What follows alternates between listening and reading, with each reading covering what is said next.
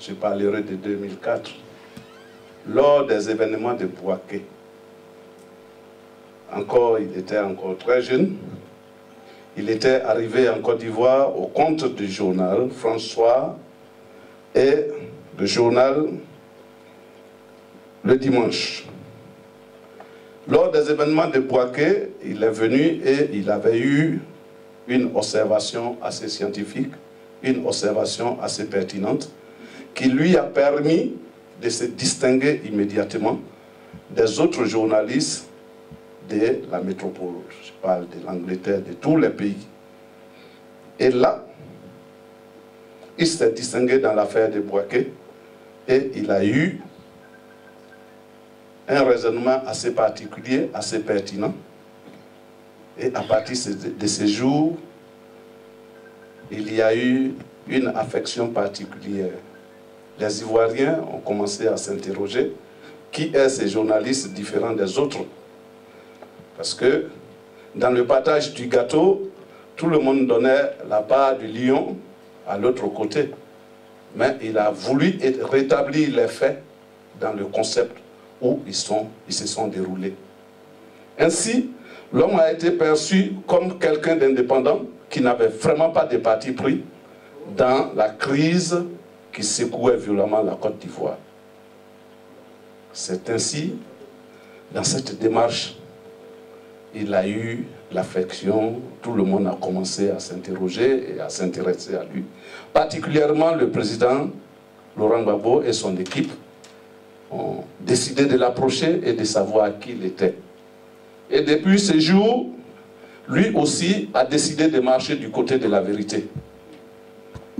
Il a décidé de défendre les intérêts des Ivoiriens qui étaient accablés par la métropole, qui étaient accablés par les forces de domination. Et depuis ce jour, il n'a cessé d'approcher l'équipe du président Laurent Gbagbo, il n'a cessé de marcher avec eux jusqu'au coup d'État de 2011. Mais cela n'a pas freiné son élan. Il a toujours décidé de marcher du côté de la vérité. Il a toujours décidé de faire chemin avec le président Laurent Gbagbo, même si celui-ci a été séquestré à La Haye. Des visites ont été énormes, il a défilé, nuit et jour, il a bravé le soleil, le climat froid, même si nous allons marcher, il était parmi nous, partout. Et pour rétablir les faits, il a décidé d'écrire sur la Côte d'Ivoire un premier livre qu'on appelait Horaires médiatiques en 2014. Ainsi, il n'a pas cessé, il a continué dans la lutte jusqu'à ce que les derniers événements, il puisse écrire un livre qu'on appelle aujourd'hui Livre pour la vérité et la justice. Et il a réalisé ce livre avec le président Laurent Gbagbo, avec son éditeur qui est ici présent avec lui, que je vais appeler Monsieur Jean-Charles Gérard, aux éditions Mass Milo de France en 2018. Je vais maintenant appeler Monsieur François Mattei. Acclamez. Merci. D'autres, leur famille. Aujourd'hui, on parle de Dwekwe. Vous savez tous de quoi il s'agit. Il y a eu des atrocités que la communauté internationale, aujourd'hui encore, ne prend pas en compte. Donc, je voulais vous dire simplement que je ne fais que mon métier et que quand j'ai découvert ce qui se passait en Côte d'Ivoire, j'ai découvert aussi la relation particulière que la France, j'ai découvert très tard en fait, parce que je suis venu moi, en Afrique noire il y a oui, une quinzaine d'années ou 16 ans. Et avant j'étais beaucoup plus au Moyen-Orient. Et j'ai découvert les relations très particulières que la France, après ce qu'on a appelé les indépendances, après les années 60, continuait d'entretenir avec ses ex-colonies. Et ce sont des relations qui, petit à petit, s'amenuisent, mais qui existent encore, et qui sont des relations de dominant à dominer. Donc, à l'occasion de la crise ivoirienne, j'ai découvert notamment un homme, c'est Laurent Gbagbo, mais aussi d'autres personnes autour, et beaucoup d'Ivoiriens, qui avaient décidé d'en finir avec ce type de relation, sans être anti-français, puisque en France on a dit que vous étiez anti-français. Moi j'ai découvert que beaucoup d'Ivoiriens aiment la France, mais pour autant ils ne sont pas tenus d'être des sujets de l'Élysée ou de l'État français, quel qu'il soit. Or il y a une tradition en France, que ce soit un pouvoir de droite ou un pouvoir de gauche qui arrive au gouvernement, c'est que vous êtes tenu depuis longtemps pour des dépendances de la République française, voire, on l'a dit, des sous-préfectures, enfin toutes les expressions, vous les connaissez, et donc en réalité que vous n'avez pas trop droit à la parole, parce que la tradition a voulu que les Africains, les chefs d'État africains qui étaient mis en place par la France depuis les indépendances, passent par Paris. Un président élu, ou en tout cas désigné à la tête d'un État africain francophone, son premier voyage c'était toujours à Paris, toujours, c'était pas ailleurs. Il était tenu de venir à Paris faire allégeance. Donc Paris représentait en réalité 14 pays devant l'ONU, avait une arrière-cour, j'allais dire, africaine qui lui permettait d'avoir beaucoup de matières premières à très très bas prix, qui lui permettait de continuer à jouer aux grandes puissances. La France a joué à être une grande puissance alors qu'elle ne l'est plus, ni par sa démographie, ni par son économie, ni par son armée. Aujourd'hui, la France a un siège, la supériorité de la France sur l'Afrique aujourd'hui, c'est que la France a un siège permanent au Conseil de sécurité de l'ONU et la bombe atomique. C'est tout. Sinon, sur le plan économique, on est en déficit partout. Vous voyez bien ce qui se passe tous les samedis dans les rues de Paris. Bon. Donc, c'est que ça va assez mal. En revanche, on a des chiffres de commerce très positifs avec le continent africain. C'est même le seul continent avec lequel nous avons une balance commerciale, c'est-à-dire que positive, c'est-à-dire que nous vendons plus que nous achetons, forcément. Ailleurs, on est en déficit partout, parce que la France a des difficultés économiques, des difficultés de transformation. Elle a perdu toute son industrie, et la France n'est plus en position, de toute façon, d'assumer le rôle qu'elle se voyait en Afrique pour jouer les grandes puissances. Chaque grande puissance avait, depuis des décennies, une zone d'influence. La France avait l'Afrique, essentiellement, le Moyen-Orient, où on a perdu notre place, aujourd'hui, par des choix politiques dans lesquels je n'entrerai pas, mais peu importe. Historiquement, la France avait une place au Moyen-Orient et en Afrique. Et en Afrique, elle est en train de perdre cette place par également des erreurs diplomatiques et des erreurs politiques qui peuvent s'assimiler souvent à des crimes. Et notamment par rapport à ce qui s'est passé en Libye et en Côte d'Ivoire. Donc, quand on rencontre cette réalité-là, on voit son pays de façon un peu différente. Moi, je suis très fier des valeurs que la France représente. On parle des droits de l'homme, on parle de beaucoup de choses, mais encore faut-il être à la hauteur de cette réputation.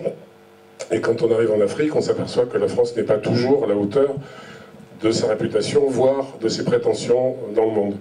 Parce qu'on a une fâcheuse habitude de donner beaucoup de leçons de toutes sortes au monde entier. Et il faudrait, en tout cas, pour pouvoir y prétendre, se débarrasser des chaînes que nous avons conservées en Afrique. Ce sont des chaînes en or, puisque c'est par intérêt économique que nous sommes en Afrique. Mais il faudrait donc, pour se libérer nous-mêmes de ces chaînes-là et pouvoir parler haut et fort, vous libérez-vous des chaînes qu'on vous a posées il y a très très longtemps, encore que je pense qu'aujourd'hui les Africains vont le faire eux-mêmes, et c'est ce qui est souhaitable.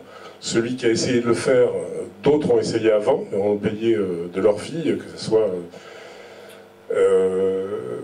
Sankara, enfin il y a beaucoup d'exemples de chefs d'État africains qui ont essayé d'émanciper leur pays, d'émanciper l'Afrique. Ils ont payé ces ces idées-là de liberté de leur vie. Ensuite s'est levé un monsieur qui s'appelait Laurent Gbagbo, et Laurent Gbagbo, aujourd'hui vous voyez où il est. Il paraît que on a opéré la décolonisation dans les années 60. Or, je constate que l'armée française est toujours présente en Afrique partout. Je constate que nous gérons votre monnaie, ce qui est quand même une exception culturelle extraordinaire, puisque vous êtes des pays indépendants, mais votre monnaie, en fait, est gérée à Paris, quoi qu'on en dise à la Banque de France ou au gouvernement. Donc, et beaucoup de décisions politiques des pays francophones ne peuvent pas se prendre sans l'avis de Paris, on le sait aujourd'hui, et il y a des prérogatives et des privilèges qui sont donnés aux compagnies et aux sociétés commerciales ou industrielles françaises en Afrique. Le résultat n'est pas très brillant, parce qu'on voit que les pays francophones sont parmi les moins évolués, les moins développés en tout cas de toute l'Afrique. Ils ne sont pas parmi les pays de tête dans aucun domaine, le domaine de la santé, de l'éducation, de l'économie. On s'aperçoit aussi que aucun marché intérieur n'a été développé. Il y a le fait qu'il y a 2 francs CFA, donc même à l'intérieur de l'Afrique, les pays qui ont le CFA d'Afrique centrale et les pays qui ont le CFA d'Afrique de l'Ouest ne peuvent pas échanger entre eux, c'est très très difficile. On a créé donc beaucoup de barrières pour le développement. Et moi aussi, ce qui m'a frappé, puisque je ne suis pas du tout un spécialiste de l'économie, mais c'est que la France, qui a été présente et qui est présente en Afrique depuis un siècle, qui a délocalisé ses fabrications, comme toute l'Europe, tout l'Occident, en Asie, pour le textile, ou pour les chaussures, ou pour les vêtements, pour les pièces mécaniques, pour beaucoup de choses, n'a jamais essayé de le faire en Afrique. Donc c'était considéré que l'Afrique n'était intéressante que par rapport à son sous-sol, que par rapport au pouvoir politique qu'on conservait à notre botte, mais que les populations, au fond, n'avaient aucune importance, puisqu'il était très utile j'allais dire, de sous-traiter beaucoup d'activités économiques et de fabrication en Afrique. Je pense qu'en Afrique, il y a des gens qui sont très très experts dans tout ce qui est textile, tout ce qui est vêtements, dans toutes les petites fabrications, dans la mécanique, dans beaucoup de domaines. On s'aperçoit au bout de 100 ans que ça n'a jamais été fait. Je pense que la raison, c'était que ça n'intéressait personne. Ce qui intéressait, c'était effectivement les matières premières, c'était ce qu'on appelle la profondeur stratégique. Ça donne à l'armée française le sentiment qu'elle a un territoire à elle et qu'elle intervient comme patronne et comme gendarme sur un territoire très très vaste. Et ça a donné l'illusion à la France qu'elle était toujours une grande puissance. Vous avez été l'alibi de la France pour continuer à dire qu'elle était une grande puissance. C'est quelque chose, c'est une illusion qui est en train de s'écrouler, parce que la France est en grande difficulté économique, et parce qu'elle n'a plus du tout les moyens. Le président Gbagbo l'a dit dans un chapitre qu'on a écrit tout à la fin de son internement à La Haye. La France n'a plus les moyens de jouer le rôle en Afrique qu'elle a joué par le passé. Elle n'a plus les moyens d'intervenir militairement comme elle le faisait sans vergogne jusque-là. Et je pense que le président Gbagbo sera le dernier président africain qui sera, entre guillemets, puni par la France militairement, puisque la France, vous le savez, est intervenue, l'armée française, à l'occasion d'un litige électoral, ce qui est assez extraordinaire, entre 2 candidats en Côte d'Ivoire. Le président Gbagbo voulait un recomptage des voix, et on lui a envoyé l'armée française. Donc ça nous ramène à l'époque des colonies où on envoyait des parachutistes pour débarquer tel ou tel chef d'État africain. Voilà, donc moi ce qui m'a attaché à la lutte du président Gbagbo, et ce qui m'a intéressé et ce qui m'a poussé à en suivre l'évolution et à la décrire, c'est parce que j'ai été extrêmement choqué de rencontrer cet état de relations coupables entre le pays qui était le mien et le pays qui est le vôtre. Et je pense que le devoir tout simplement de quelqu'un qui travaille dans l'information et d'un journaliste, de dire ce qu'il voit, de dire ce qu'il constate, d'autant plus que ce mensonge sur les relations franco-africaines, amicales et qui sont présentées toujours comme une communauté de destin entre les pays africains et la France, sont en fait couverts par un immense mensonge. Il y a les politiques, certes, qui mentent en France sur l'Afrique, qu'ils soient de gauche ou de droite, par intérêt, parce qu'ils veulent garder, vous savez, ces voyages triomphaux que faisaient depuis De Gaulle tous les présidents français en Afrique, pour se faire acclamer, c'était assez intéressant. Mais le mensonge de la France-Afrique, dont on dit qu'elle n'existe plus, mais elle existe encore, a empoisonné tout le corps des influenceurs en France. C'est-à-dire que les journalistes, beaucoup de journalistes, je ne suis pas le seul à avoir le comportement que j'ai, mais beaucoup de journalistes se sont détournés de cette réalité africaine parce que, je peux vous dire que quand vous faites partie d'un journal ou quand vous êtes dans les médias, on n'a pas besoin de vous censurer. Vous comprenez tout de suite qu'il ne faut pas le faire. Il ne faut pas traiter ces sujets-là parce que il y a en France beaucoup de médias qui sont rattachés à l'État, que ce soit l'agence France-Presse, que ce soit les télévisions nationales, que ce soit certains journaux. Maintenant, les journaux appartiennent à des industriels qui ont pour la plupart des intérêts en Afrique. Donc, en étant juste moyennement intelligent, vous comprenez qu'il n'y a pas trop intérêt à toucher à ces sujets-là.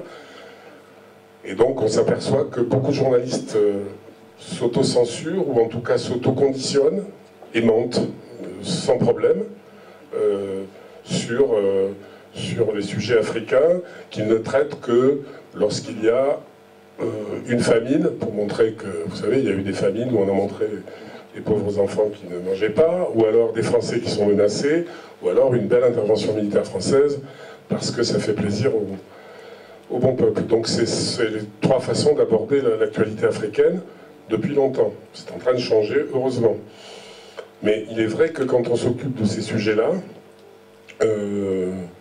on se fâche avec beaucoup de monde en France. Donc ça prouve que la France-Afrique existe, puisque on se détourne de vous si vous dites la vérité, tout simplement, si vous faites un travail d'enquête sur l'Afrique. Moi, qu'est-ce que j'ai fait? Mon ami Capot a dit tout à l'heure que je m'étais d'abord rendu en Côte d'Ivoire. C'est pas tout à fait exact. Je vais vous dire ce qui s'est passé au moment de Bouaké, c'est-à-dire, tout le monde sait ce qui s'est passé, mais il y a eu 9 militaires français tués en Côte d'Ivoire par l'aviation, enfin les 2 avions qui formaient l'aviation ivoirienne. On sait aujourd'hui, pour faire court, que c'était un coup tordu, monté par des services certainement parallèles. On sait que ça a été fait avec la complicité de 3 ministres français, qui ont été désignés par des juges d'instruction français. Madame Alliot-Marie, on peut les citer, la justice française les cite. Madame Alliot-Marie, Monsieur Barnier, Monsieur de Villepin. Bon, ils étaient au pouvoir à l'époque, et ils ont monté un coup tordu pour qu'on puisse accuser Laurent Gbagbo d'avoir agressé la France, en gros, et pour pouvoir le débarquer à cette occasion-là. La justice, longtemps on a fait peser cette accusation sur Laurent Gbagbo. Moi j'ai découvert l'affaire, j'étais à Paris à l'époque. Je ne suis allé en Côte d'Ivoire que juste après. Je n'avais jamais mis les pieds en Côte d'Ivoire, je ne connaissais pas le président Gbagbo, je ne connaissais pas vraiment la problématique ivoirienne.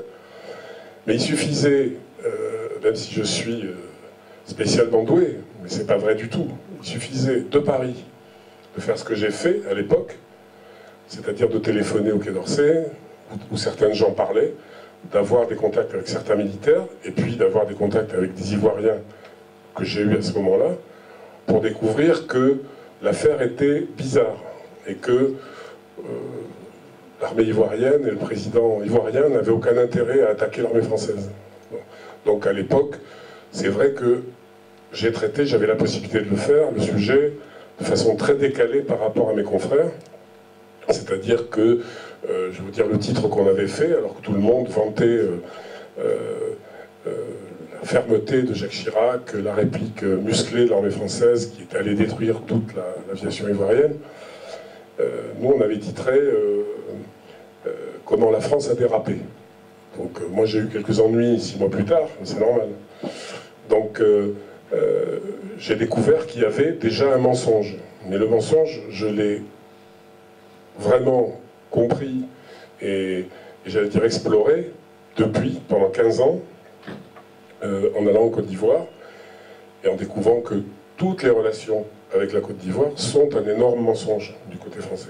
Un énorme mensonge. On a fabriqué, le dernier exemple en date, c'est le procès du président Gbagbo, qui gêne beaucoup, par exemple, la presse française, parce qu'il n'a pas été suivi de près par la presse française. Les gens ne savaient même pas où était Laurent Gbagbo pendant des années. En France, on me demandait, puisqu'on savait que je m'occupais de ces choses-là, on me disait, mais il est où? Il est en Côte d'Ivoire, il est en prison. Bon. Parce que la presse française ne rendait pas compte de ces choses-là. Parce que l'affaire était pliée. Laurent Gbagbo, on a voulu s'en débarrasser depuis le début. Il a été élu en 2000. Il y a eu un coup d'État en 2001, 3 ou 4 mois après. Puis en 2002, coup d'État qui a coupé votre pays en deux. Puis en 2010 et 2011, c'est une élection qui en fait a été conçue comme une embuscade et comme un piège. Parce que, bon, on ne va pas entrer dans les détails, mais les résultats ont été largement truqués. Et il y a beaucoup d'éléments pour pouvoir le dire, mais ces éléments-là n'ont jamais paru nulle part. Nulle part. Je vais vous dire même mieux, il y a eu des élections, évidemment je pense ici, mais en France, la diaspora a voté. Ils ont réussi à invalider tous les résultats. Ils ont réussi à faire que le matériel électoral, par exemple, qui devait arriver à Marseille, arrive le lendemain du scrutin. Beaucoup de bureaux de vote ont été cassés à Paris par les militants du RDR. Et même si beaucoup de résultats étaient validés par les deux camps, par le RDR et le parti de Gbagbo, ils ont réussi à invalider le résultat. Pourquoi? Parce que Gbagbo avait gagné, notamment en France, et que symboliquement, dans le vote des Ivoiriens dans l'ancienne puissance coloniale qui votait Gbagbo, ça faisait désordre pour les gens que ça n'intéressait pas. Donc mes confrères n'ont pas enquêté, même pas enquêté au coin de la rue, sur le scrutin des Ivoiriens de France. C'était pourtant à portée de leur pied, j'allais dire. Il suffisait même pas de... C'était pas nécessaire de prendre l'avion, il suffisait d'aller voir dans les bureaux de vote. Ça n'a pas été fait. Donc il n'y a jamais eu d'enquête sur la Côte d'Ivoire. Jamais. Quand j'ai fait mon bouquin là, avec le président Gbagbo, que je voyais en prison, et on avait essayé de lui retirer la parole.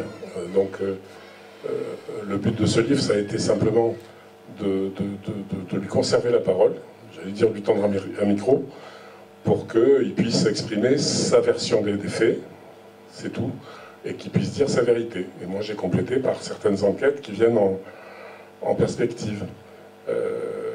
C'est ce qui m'a vraiment attaché à ce sujet. Et bon, j'ai coutume de le dire, mais j'ai perdu beaucoup d'amis en France, et puis j'en ai gagné beaucoup chez vous, donc j'ai pas perdu au change. Non, mais c'est la vérité. C'est la vérité. C'est la vérité. Voilà. Donc je voulais vous donner quelques nouvelles au passage, parce que je pense que c'est ce que vous attendez beaucoup.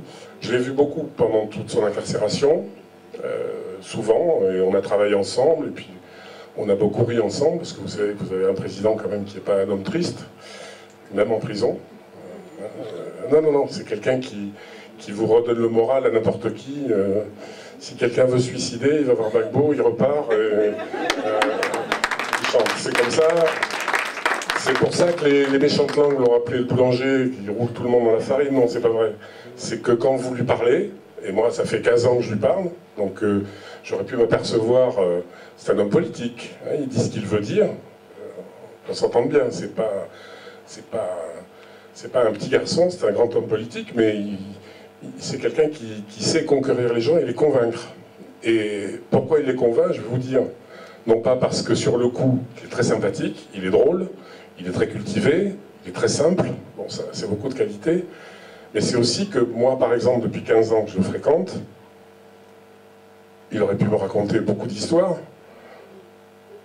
tout ce qu'il m'a dit, c'est vérifié, tout ce qu'il m'a dit était vrai, je n'ai jamais eu à me plaindre, j'allais dire, de lui, et moi je m'exposais en disant certaines choses. Je me souviens d'une histoire qui était on avait découvert ses comptes en banque. Vous savez, on a sorti cette histoire-là, qu'il avait des comptes en banque cachés. Bon. Donc je suis allé lui en parler, je lui ai dit, voilà, moi je suis journaliste, je lui ai dit, Laurent en prison, je lui ai dit, Laurent, il faut me dire s'il y a des problèmes comme ça, parce que je ne veux pas perdre la face, et puis toi tu vas la perdre aussi. Donc, alors on a fait un chapitre où on parle de ses comptes en banque, qui sont à Cocody,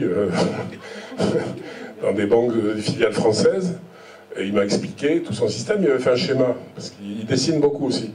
Donc il m'avait dit, voilà, j'ai ce compte-là où je recevais mon salaire de président, mais tu vois, j'y touchais pas, parce que quand on est président, on vit sur les frais de la République, c'est vrai, mais voilà, j'avais mon salaire. C'est le premier qui a fait que les présidents aient un salaire. Parce qu'avant, c'était un peu plus flou. Ensuite, il m'a montré qu'il avait un compte épargne, et entre les deux, il avait un compte relais. Voilà.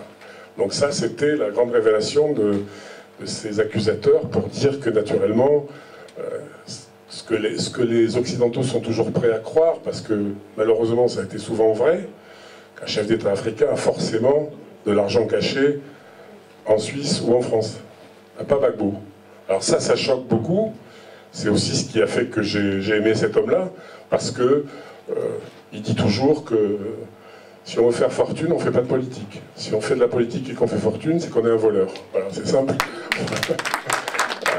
Et surtout, ce qu'il dit, il le fait, et on s'aperçoit petit à petit que c'est quelqu'un qui est cohérent, qui a laissé des traces de sa vision politique, de sa pensée politique. On peut discuter de tout, des gens peuvent ne pas être d'accord avec lui sur tout.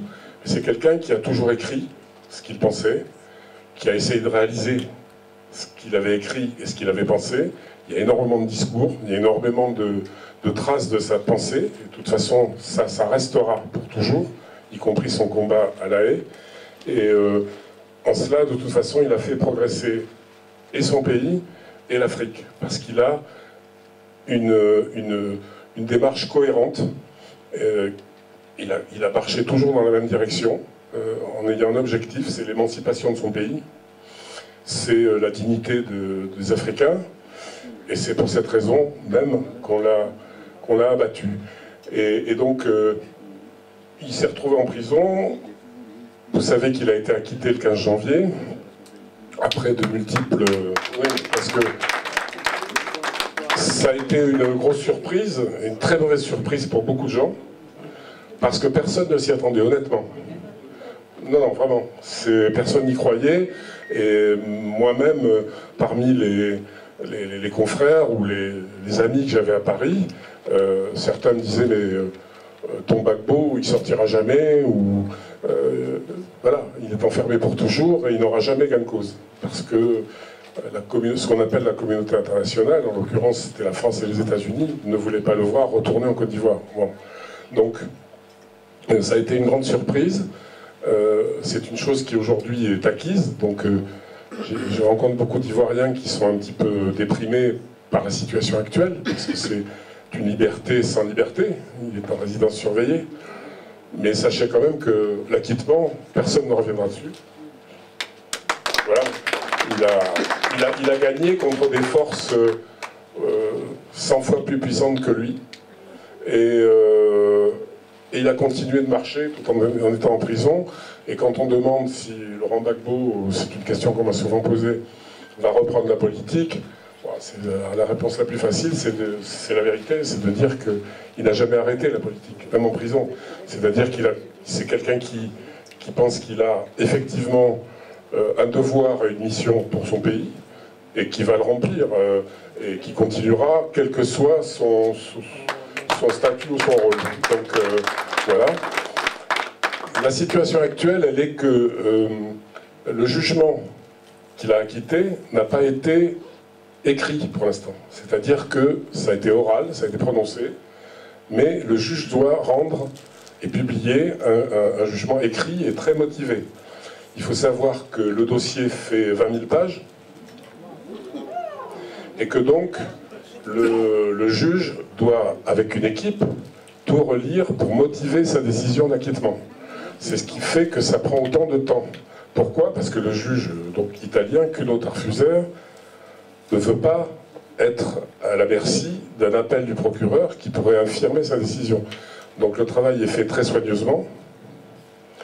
Je pense que le juge Tarfuseur est un homme honnête, puisque quand il a prononcé l'acquittement de Laurent Gbagbo et de Charles Blé Goudet, il a dit 3 choses. Il a dit que les prévenus étaient innocents de toutes les charges. Il a dit qu'on devait les libérer immédiatement. Et il a ajouté, parce que la procureure et le procureur, pour faire appel, voulaient arguer de raisons spéciales extraordinaires, de conditions extraordinaires, il a dit que la seule chose spéciale et extraordinaire dans ce dossier, c'est qu'il pouvait prononcer l'acquittement des 2 prévenus sans même avoir à entendre les témoins de la défense, qui n'a même pas entendu les témoins de la défense. Donc c'est simplement sur le vide et sur les falsifications du dossier d'accusation qu'il a prononcé l'acquittement. Parce que, sans revenir sur tous les détails, il y avait à la fois des mensonges, des parties qui étaient totalement fabriquées, les témoins, il y a eu des moments assez comiques, témoins qui sont passés à La Haye. On a même vu une femme qui était morte à Abidjan venir à La Haye. Ça, c'est l'Afrique, donc c'est formidable. Mais il y a eu des choses extraordinaires et totalement ridicules et grotesques. Donc le juge, qui est un homme de bon sens, a dit « Je n'ai même pas besoin d'entendre les témoins de la défense ». Ce que moi j'ai regretté, et figurez-vous, le président Gbagbo aussi, parce qu'avec les témoins de la défense, on aurait entendu des choses franchement pas tristes sur l'action du Quai d'Orsay, sur l'action de Nicolas Sarkozy, sur tout ce qui s'est passé pour organiser ce coup d'État en Côte d'Ivoire. Voilà. Donc c'est une partie qui restera à écrire, et je pense qu'elle s'écrira d'autant mieux que le président Gbagbo sera rentré, ce qui, moi qui ne suis pas ivoirien, j'entends beaucoup les Ivoiriens parler de réconciliation, et je comprends parce qu'ils ont beaucoup souffert. Moi qui ai la chance de ne pas avoir souffert directement de vos malheurs, je ne suis que le témoin.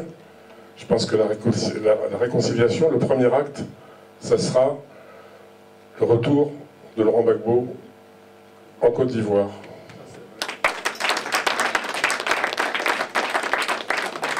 Voilà, je vous remercie de votre gentillesse, de votre accueil, et puis je pense que votre lutte continue, et il faut qu'elle continue, parce que vous avez gagné. Vous avez gagné. La Côte d'Ivoire, de toute façon, personne ne vous l'enlèvera, les Ivoiriens, c'est vous. Il y a des gens qui sont un peu ivoiriens et pas complètement, qui vont un peu voler, mais ça ne va pas durer. Vous savez, c'est le Titanic, là. C'est en train de couler. Donc, ils le savent. Et vous avez gagné votre combat, et je suis très heureux, moi, d'en avoir été le témoin et le compagnon de route. Voilà.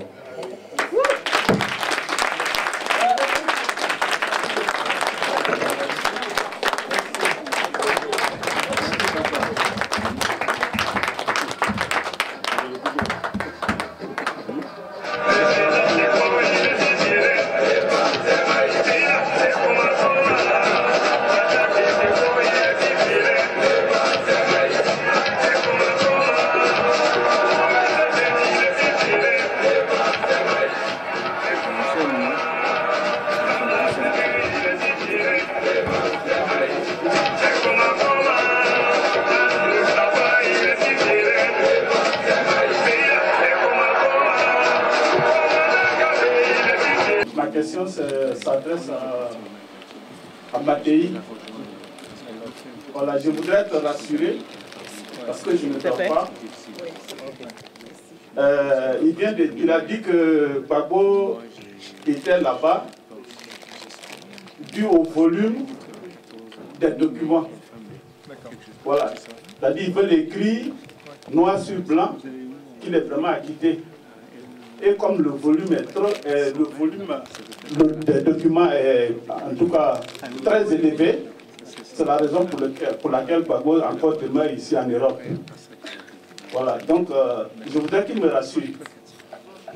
Voilà, parce que quelqu'un qui est acquitté, il devrait être déjà à Ouagayo, on devrait être déjà à Gaïwa. Malheureusement, il n'est pas à Gaïwa. Il se trouve en Belgique où il n'a même pas demandé de visa. Nous, les Africains, quand on vient en Europe, on a besoin de visa. Mais malheureusement, ils veulent retenir notre Gbagbo. Sans visa, il est en Belgique. Voilà, donc moi, je voudrais te rassurer. Voilà, c'est ce que je voudrais dire sur ma question. Non, pour le moment. De façon assez directe dans des interviews en disant que les délais étaient trop longs, qu'il n'y a pas de délai en fait dans tous les systèmes judiciaires quand vous êtes innocent par exemple ou en tout cas avant que vous soyez déclaré coupable, on ne peut pas vous incarcérer plus de 4 ans en France par exemple avant de vous juger. Si ça dépasse 4 ans, on est obligé de vous libérer et vous êtes jugé en tant que prévenu libre. La CPI a des règlements qui sont dans les statuts de la CPI qui ont été acceptés par un certain nombre de pays, dont la Côte d'Ivoire tardivement, puisque vous savez que c'est M. Ouattara qui a ratifié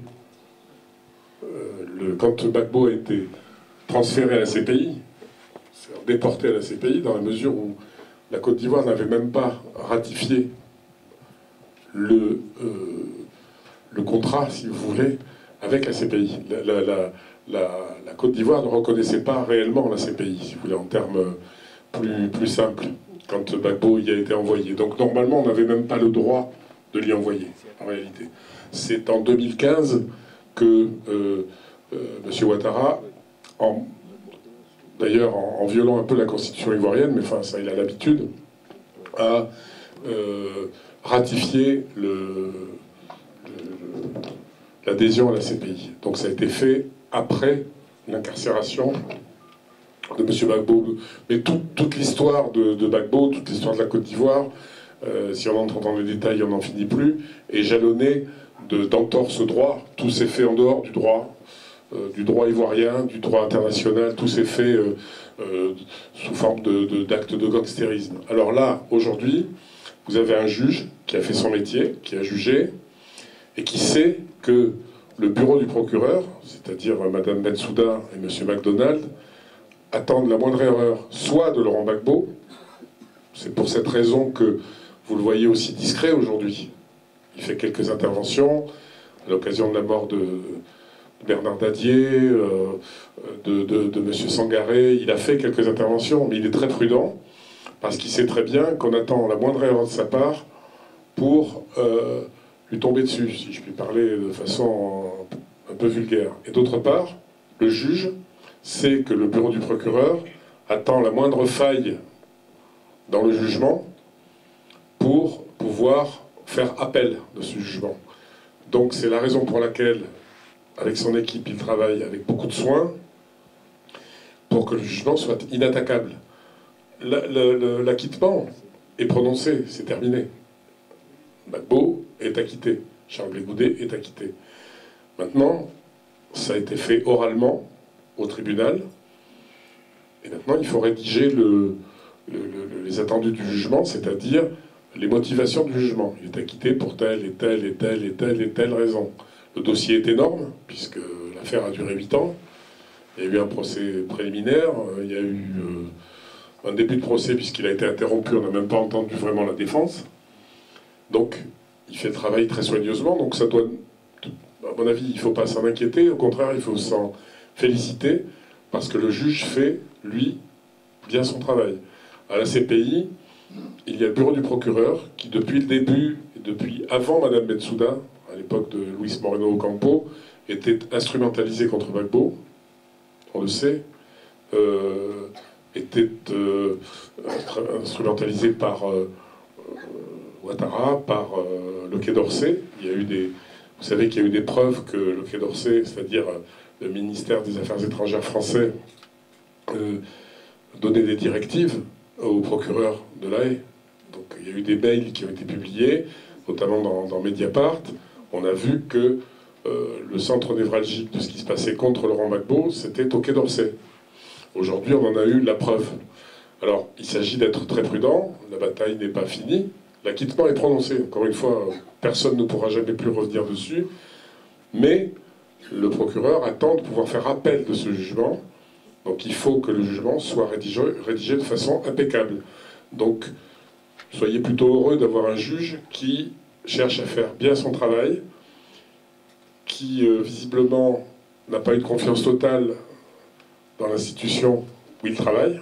Il l'a dit plusieurs fois, je pourrais vous citer des phrases de lui, mais il a donné des interviews où il a dit que la justice rendue à la CPI n'était pas un exemple pour les autres pays.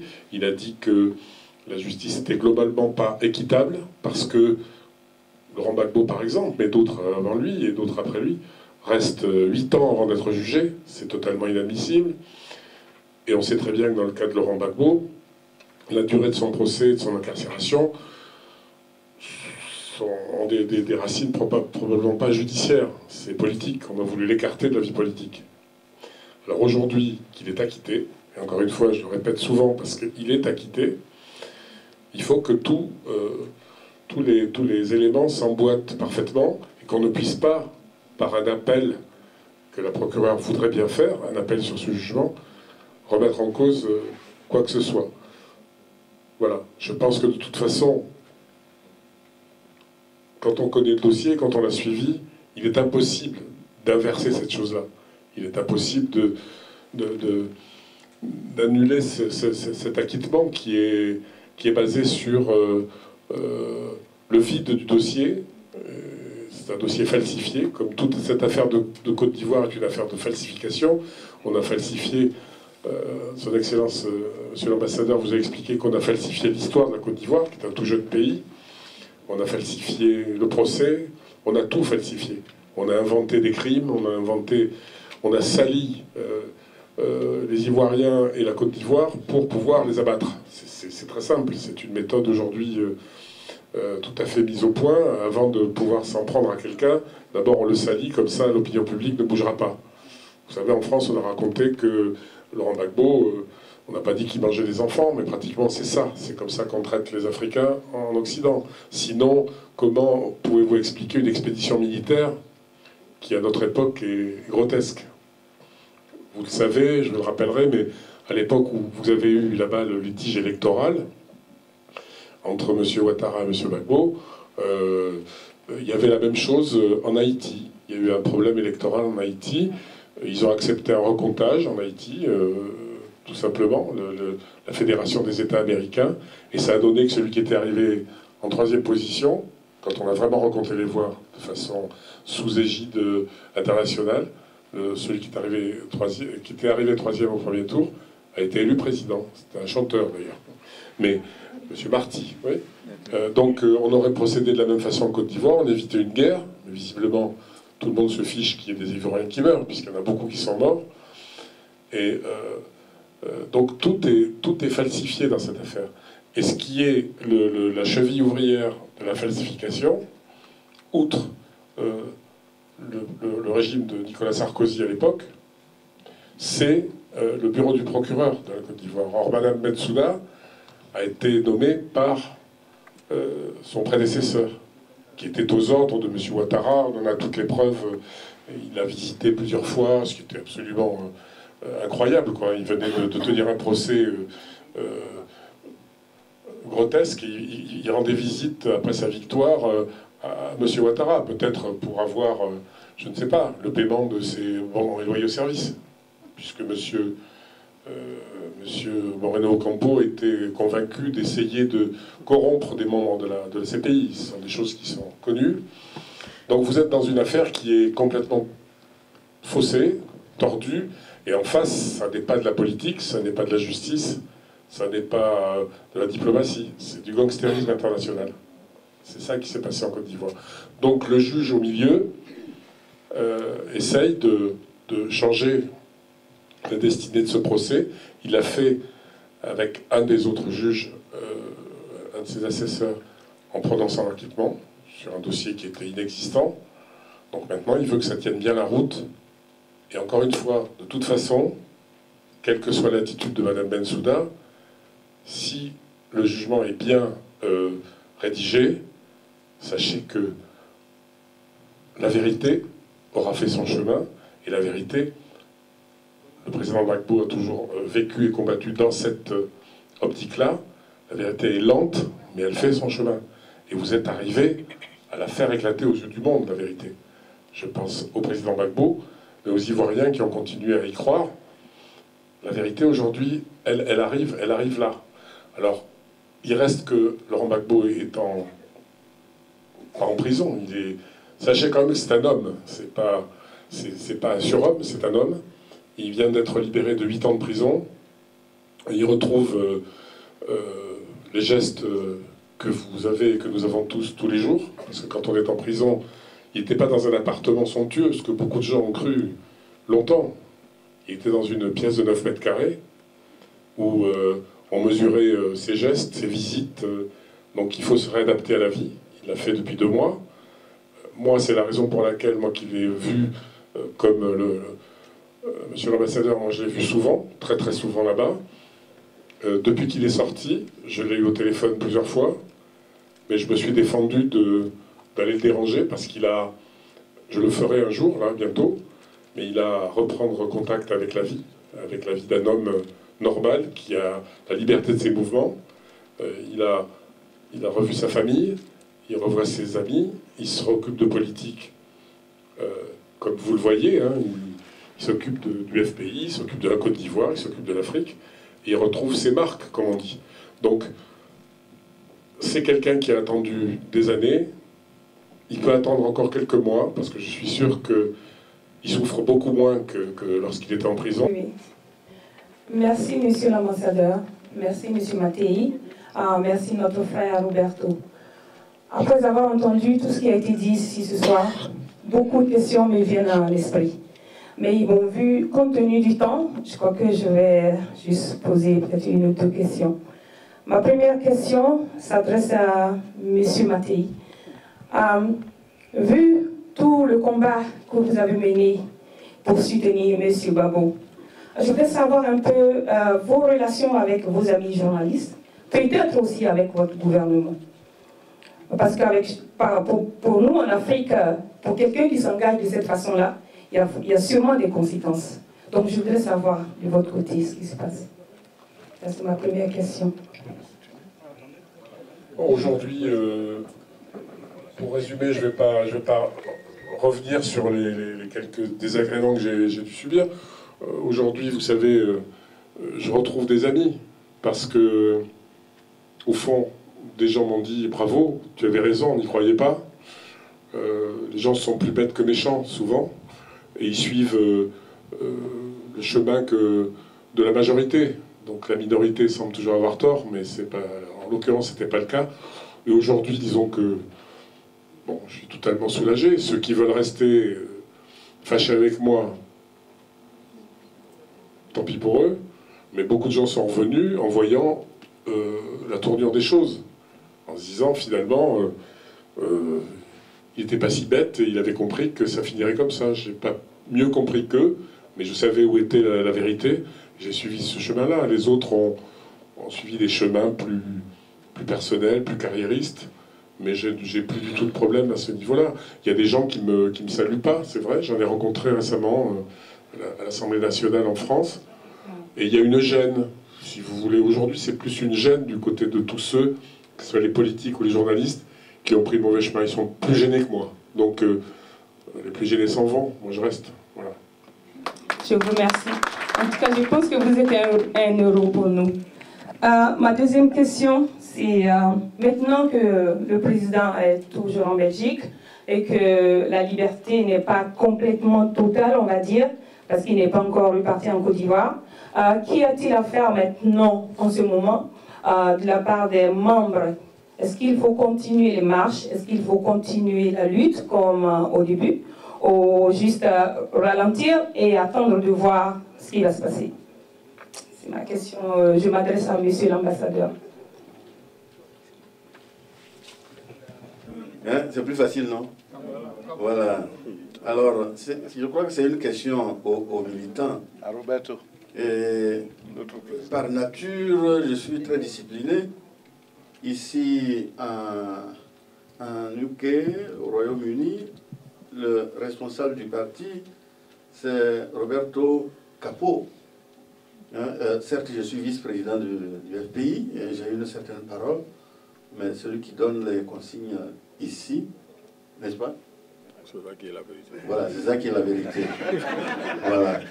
Mais les choses, en tant que vice-président, je peux vous dire une chose, les choses ne peuvent pas en rester là. Nous veillons au grain par rapport aux dernières nouvelles qui vont nous parvenir en ce qui concerne Laurent Gbagbo. C'est ça qui sera déterminant pour la suite. Pour la suite, simplement parce que notre préoccupation, c'est que tant que Laurent Gbagbo n'est pas en Côte d'Ivoire, je ne dirais pas simplement à Gagnoa ou à Mama, quand il ne sera pas encore en Côte d'Ivoire, nous avons encore un bout de chemin qui reste à franchir, à parcourir. Et ce bout de chemin, il faut, dans la patience, le préparer. Mais une fois à La Haye, puisque je conduisais un peu la mission de notre parti du Front populaire ivoirien à ce procès, je disais aux amis, aux camarades, à tous qu'il faut penser à une diversité de formes de lutte. Ce n'est pas seulement en ayant un drapeau ou l'effigie du président Laurent Gbagbo dans la rue que tout est acquis, ou qu'on a fait un post sur les réseaux sociaux que tout est acquis. Il faut penser, il faut réfléchir, il faut se mettre ensemble pour chercher les voies et moyens, pas alternatives, mais complémentaires. Mais entre nous, je vais vous donner un petit exemple auquel on pouvait ne même pas penser.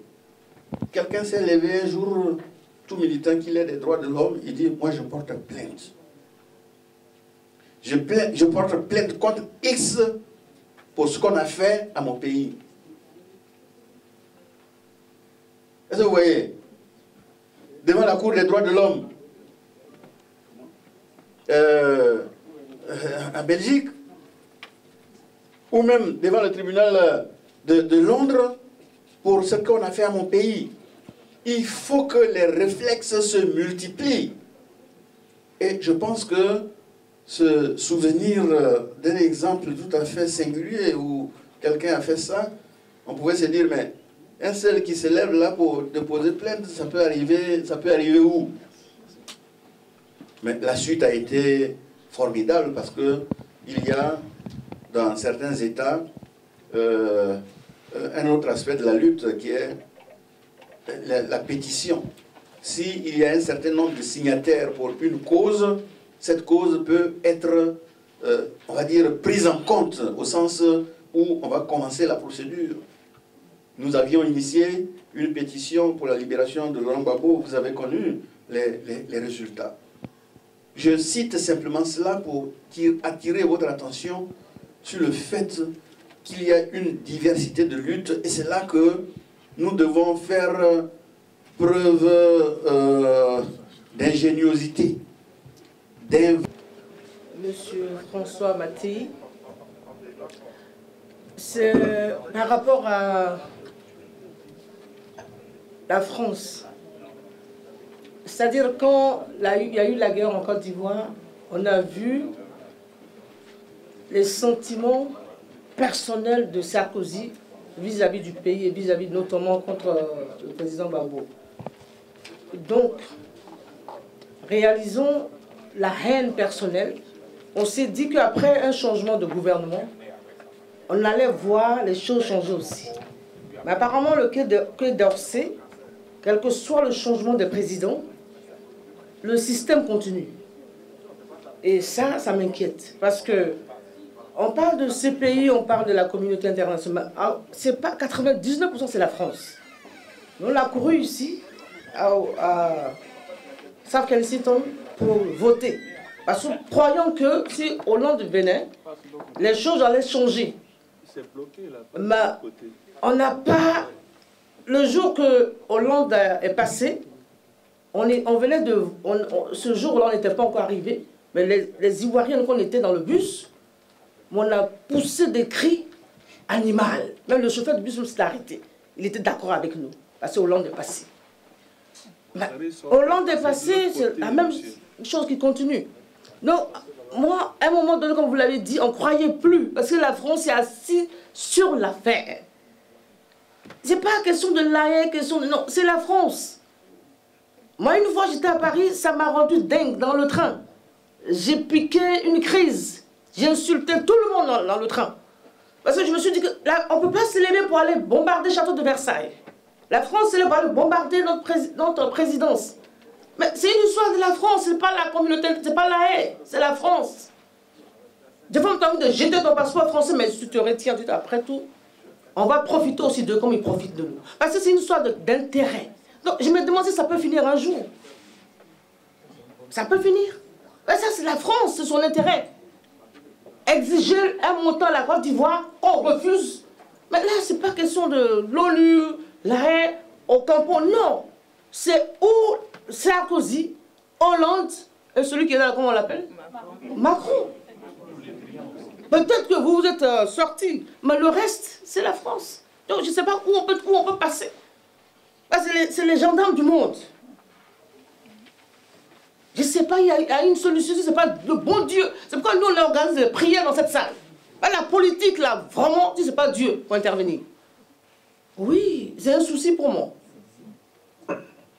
C'est un véritable souci. Il faut l'intervention divine. Parce qu'ils avaient été un peu formés pour ça par des enseignants français. Et ils aimaient la France et la grandeur de la France, et ils se sentaient représentés par la grandeur de la France parce que, par le jeu de ce qu'on appelait l'assimilation, on les considérait, ils se croyaient considérés comme français, les Africains. Après, on leur a expliqué qu'ils étaient indépendants, donc que chez nous, ils n'étaient plus chez eux, et que nous étions toujours chez vous, chez nous. Voilà. Donc, c'est une longue histoire. C'est qu'il y a eu la colonisation, et puis il y a eu la guerre en Europe, et la France a été occupée, a été complètement abattue, a été saignée pendant 5 ans, et qu'à la sortie de la guerre, il y avait 2 grands blocs, il y avait les Américains, il y avait les Russes, et il y avait la France qui était une puissance coloniale et qui ne l'était plus, qui en réalité, dès ce moment-là, a commencé à décliner, et elle s'est appuyée sur quoi pour continuer à exister? Sur l'Afrique. Parce qu'il y avait des ressources de toutes sortes, parce que ça représentait aussi, à l'image du monde, la puissance de la France, puisqu'un chef d'État chef d'État français représentait 14 pays africains, et quand les indépendances sont venues, on a voulu continuer ce système-là. C'est-à-dire qu'on a voulu continuer, 1, à puiser des richesses, et 2, à représenter plus que nous-mêmes, c'est-à-dire tout un ensemble de pays. Et c'est là qu'on a installé ce qu'on a appelé la France-Afrique. C'est-à-dire que c'était sous couvert d'indépendance, avec des méthodes plus que discutables, des méthodes de tricherie, des méthodes d'intervention dans tous ces pays-là. On gardait la main, on gardait des gens dociles dans tous les pays africains, et on gardait l'accès aux richesses, etc. Donc, ce que vous avez vécu là, c'est sans doute la fin de la France-Afrique, parce qu'encore une fois, la France n'a plus les moyens, ni financiers, ni militaires, ni sans doute diplomatiques, bien qu'elle soit toujours au Conseil de membre permanent du Conseil de sécurité, elle n'a plus les moyens de régner en Afrique. Et en plus, vous savez qu'il y a d'autres intervenants en Afrique maintenant, il y a d'autres grandes puissances qui viennent, elles aussi attirées par les richesses de l'Afrique, mais qui n'auront pas, si les Africains sont assez habiles pour gérer tout ça, qui n'auront pas main sur votre politique, main sur votre monnaie. Voilà, il pourra y avoir des partenariats avec la France et d'autres gens que la France, d'autres pays que la France. Donc je pense que la France est en train de perdre sa mainmise sur l'Afrique, et c'est une bonne chose, parce que peut-être qu'enfin il y aura des relations assainies, avec la France notamment.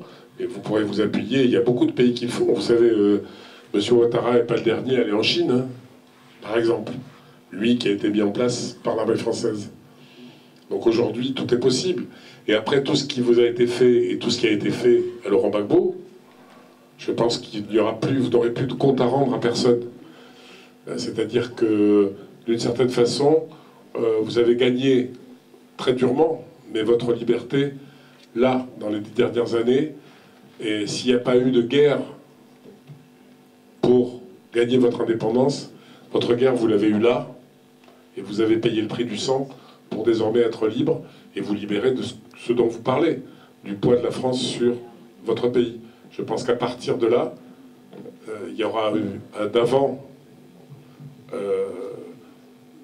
crise post-électorale et procès Gbagbo, il y aura un après. Et dans cet après, vous n'aurez aucun compte à rendre à personne, sinon à vous-même et aux partenaires que vous choisirez. Je crois que c'est la fin de la France en Afrique. Je me souviens qu'à l'époque, étudiant, quand nous allions au Ghana, leur monnaie, le cedi, sa conversion avec le franc CFA, c'était incroyable.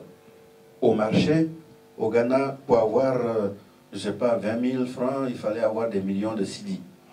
C'est-à-dire beaucoup d'argent à papier. Et j'ai encore le souvenir des moqueries que nous avions, que les Ivoiriens avaient vis-à-vis du Ghana, par rapport à leur franc, enfin à leur monnaie plutôt, le cedi. Mais aujourd'hui, savez-vous ce qu'est devenu le cedi? Une monnaie forte, convertible avec toutes les autres monnaies, le dollar, l'euro, etc. Au point où le Ghana s'affranchit définitivement du FMI et de la Banque mondiale. Au point où le Ghana envoie aujourd'hui, voyez-vous, des serveurs pilotes dans l'espace, du point de vue des études scientifiques. Je crois que rien que ces exemples-là doivent nous donner courage. J'ai bien compris ce que mon épouse a dit, du point de vue de la foi et du point de vue de ce qu'il faut confier à Dieu. C'est ce que je disais, il nous faut regarder vers les cieux, vers le ciel, vers Dieu. Mais c'est vrai aussi qu'il ne faut pas simplement se laisser totalement à Dieu en disant, bon ben, Dieu va faire tout. Dieu va faire tout, ça va nous mener simplement au point de départ sans bouger. Parce que la foi devient révolutionnaire lorsque vous-même vous vous prenez en charge. Je suis psychologue, je sais que une bonne partie de la guérison que vous obtenez, elle est d'abord en vous. Du point de vue psychologique, s'entend. Vous avez la force de vivre. Souvent, il y a des psychiatres qui vous disent « battez-vous ». Votre organisme ne peut plus répondre, mais battez-vous. Cette foi intérieure déplace des montagnes.